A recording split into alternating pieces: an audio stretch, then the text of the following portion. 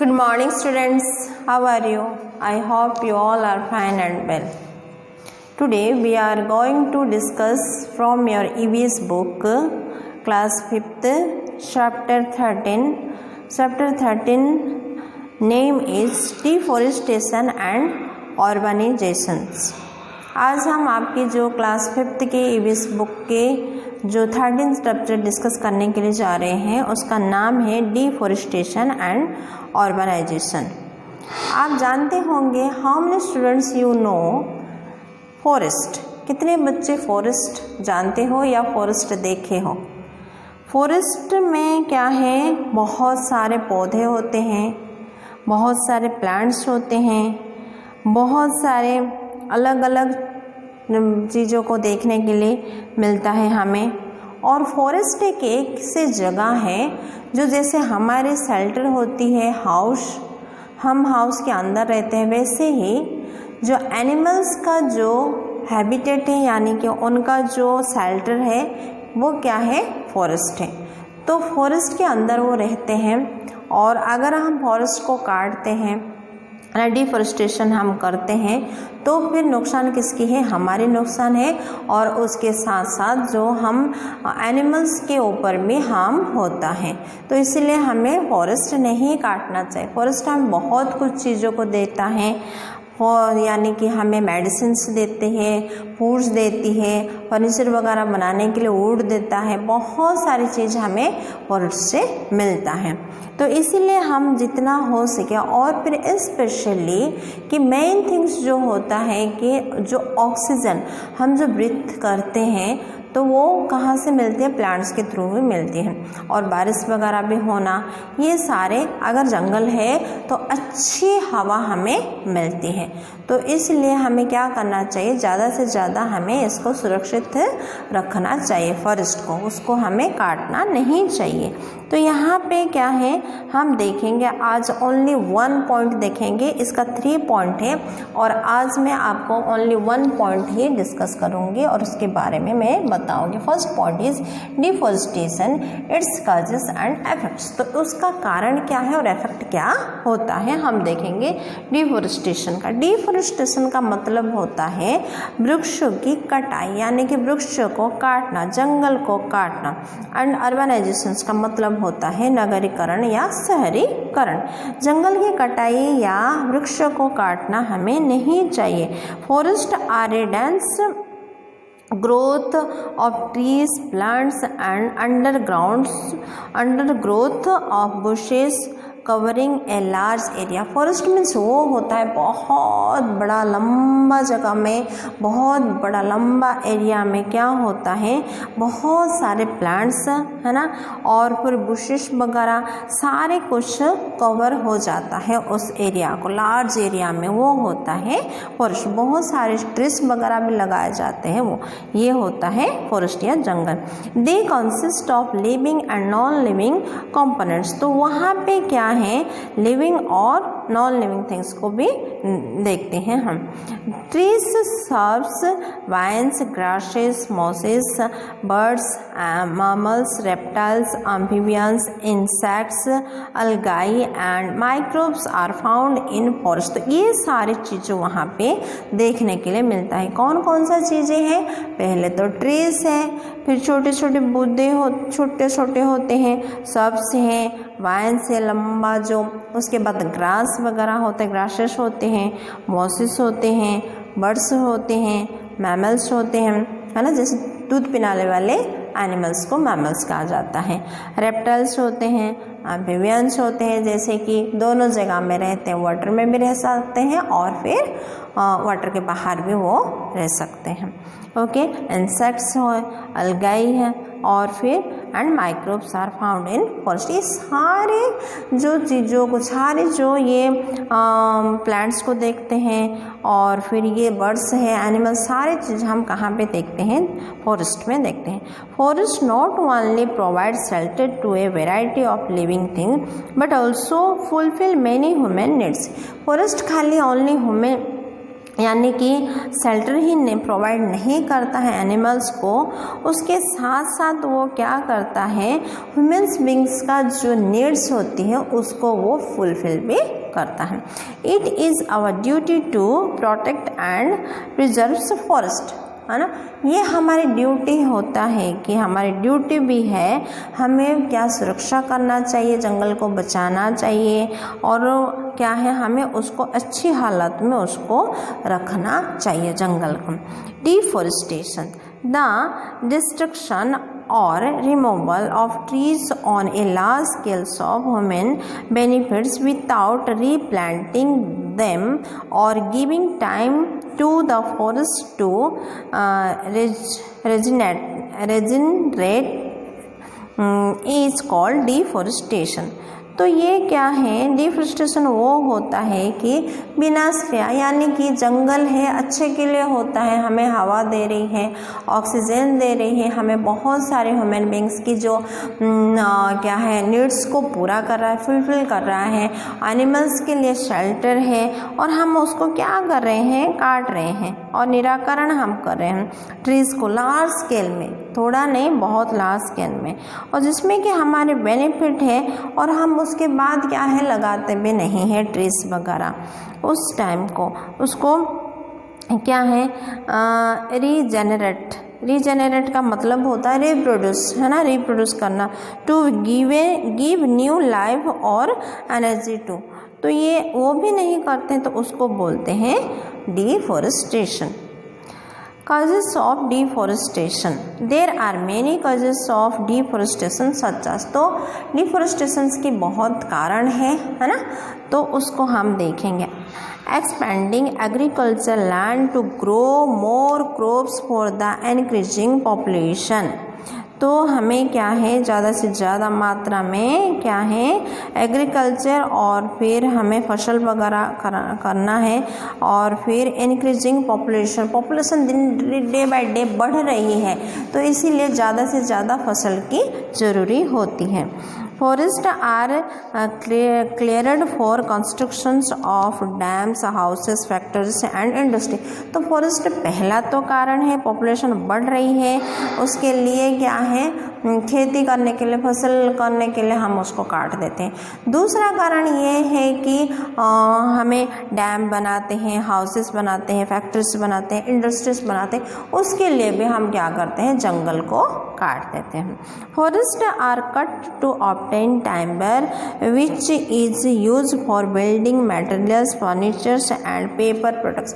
तीसरी कारण क्या है, थर्ड रीजन से, थर्ड काज से कि हम क्या करते हैं कि इसीलिए काटते हैं कि बिल्डिंग्स बनाने के टाइम में जो मटेरियल्स चाहिए वुड की, उसके लिए, और फर्नीचर के, और फिर पेपर के लिए, है ना, हम जंगल काटते हैं। फॉरेस्ट्स आर क्लियर्ड और क्रिएट लैंड फॉर ग्राजिंग कैटल, तो दूर दूर तक क्या है ना, क्या है जो एनिमल्स वगैरह क्या है उसमें ग्राजिंग करते हैं cattle. Others causes are oil exploration and mining, building highway and roads, तो उसके बाद क्या है कि कुछ बिल्डिंग्स, हाईवे वगैरह बनाने के लिए, रोड्स बनाने के लिए भी जंगल की क्या है वृक्ष को कटाई करते हैं। Natural causes like wild Fyers and acid rain, और फिर क्या है नेचुरल वो वाइल्ड फायर्स में भी क्या होता है जंगल को क्या है जल जाती है, जंगल एक जगह में जैसे एक आग लगा दिए फिर बहुत पूरा ही जंगल जल जाती है, तो इसमें भी एक ये कारण है। तो पहले क्या है काजेस ऑफ डिफॉरेस्टेशन का ये देखिए, पहले तो फार्मिंग है, दूसरा है अदर पर्पज है, कंस्ट्रक्शन पर्पज है, फिर माइनिंग पर्पज है, और तो ये चारों है ना में हम क्या करते हैं डिफॉरेस्टेशन हम करते हैं। इफेक्ट ऑफ डिफॉरेस्टेशन, अगर हम कटाई वृक्ष के कटाई करते हैं तो क्या इफेक्ट होता है हमारे एनवायरनमेंट के ऊपर। Deforestation poses a serious threat to our environment and ecology, तो ये क्या है बहुत बड़ा क्या है इफेक्ट तो पड़ता है हमारे नेचर के ऊपर, ठीक है। तो एनवायरनमेंट के ऊपर, पर्यावरण के ऊपर पड़ता है और फिर ये पर्यावरण विज्ञान है। It harm not only trees but also affect the climate, temperature, rainfall and living beings. The problems caused due to deforestation are, तो ये खाली क्या है, हार्म होता है, only harm not only but trees but also affect the climate के ऊपर होती है, टेम्परेचर बढ़ती है, रेनफॉल होती है ज़्यादा, और फिर लिविंग बींग्स के ऊपर भी इसका अफेक्ट होता है। तो ये प्रॉब्लम सारे आती है डिफॉरेस्टेशन में। हाँ, इसके तो हम देखेंगे क्या क्या है। पहला तो है सॉइल एरोशन। सॉइल एरोशन ये होता है मिट्टी क्षरण होता है, जो मिट्टी का जो पोषक तत्व हो वो क्या है दिन प्रतिदिन वो घटता जाता है। In the absence of trees soil becomes dry, loose and infertile. Rain water washed away the nutrients of the soil. ज़्यादा मात्रा में बारिश होने के कारण क्या है, मिट्टी से जो फ्लूइड वगैरह आती है तो मिट्टी का जो पोषक तत्व होता है उसको वो बहा के ले जाता है। ठीक है, ट्रीज वगैरह चल जाते हैं, है ना, और सॉइल फिर ज़्यादा ड्राई भी होता है तो भी प्रॉब्लम है। तो ये पहला कारण है। दूसरा, as land will be devoid of nutrients contained in the soil, replanting of trees or cultivation of crop will also fail. तो हमें लैंड में क्या करना चाहिए, जो न्यूट्रिएंट कंटेंट्स होती है सॉइल में, है ना, उसको हमें क्या करना चाहिए, उसके ऊपर भी इफेक्ट पड़ता है। और रीप्लांटिंग ट्रीज और cultivation crop will also fail. अगर हम फसल करना चाहते हैं तो सही फसल नहीं होता है, क्योंकि मिट्टी सही होती है, मिट्टी में पोषक तत्व होती है तो अच्छी फसल होती है, और फिर मिट्टी में पोषक तत्व नहीं होता है तो अच्छी फसल नहीं होती है। इफेक्ट ऑफ क्लाइमेट के ऊपर, क्लाइमेट में क्या इफेक्ट होता है। Forest help maintain the moisture in the air, lack of forest will affect rainfall. तो ज़्यादा मात्रा में क्या होता है, रेनफॉल के ऊपर इफेक्ट होता है, एयर के ऊपर भी इफेक्ट होता है। Earth temperature and the pollution levels will increase. तो अर्थ का जो टेम्परेचर है वो बढ़ जाता है। अगर जंगल काटते हैं तो हमें अच्छी फ्रेश हवा नहीं मिलती है और फिर गर्मी ज़्यादा होती, पोल्यूशन लेवल विल इंक्रीज।